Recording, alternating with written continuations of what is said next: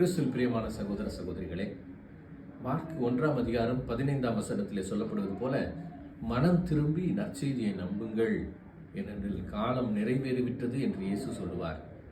ஆம், மனம் திரும்பி நற்செய்தியை நம்ப நமக்கு இன்றைக்கு ஒரு அற்புதமான வழிபாடு.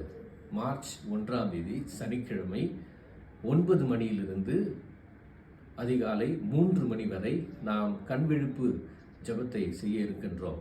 இந்த ஜெப வழிபாட்டிலே நாம் முதல் பகுதியாக ஆண்டவரை போற்றுவோம், ஆராதிப்போம், சுதி கரங்கள் எல்லாம் இருக்கும்.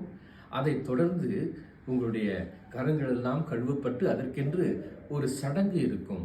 அந்த சடங்கிலே உங்கள் பாவங்களை எல்லாம் போக்க, மன்னிக்க நாங்கள் ஜெபிக்கின்றோம். நீங்களும் அதை மனம் வருந்தி உங்கள் கைகளை கழுவுகிறீர்கள். அதற்கு பிறகு உங்கள் நெற்றியிலே எண்ணெய் பூசப்படும், உங்களை தூய்மையாக்குகின்றோம். அதற்கு பிறகு நாம் நோயுற்றவர்களுக்கு நலம் தரும் ஜெபங்களை சொல்லுகின்றோம்.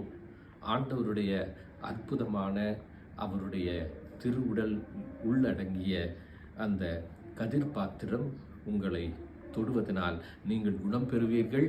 அந்த நம்பிக்கையோடு அந்த அருட்சாதன ஆசீர்வாதங்களை தருகின்றோம்.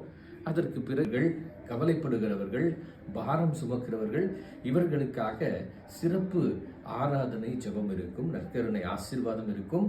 அதைத் தொடர்ந்து நாம் திருபலி ஆற்றுவோம். அன்பார்ந்தவர்களே, நமது திருத்தலம் அற்புதமான ஒரு திருத்தலம்.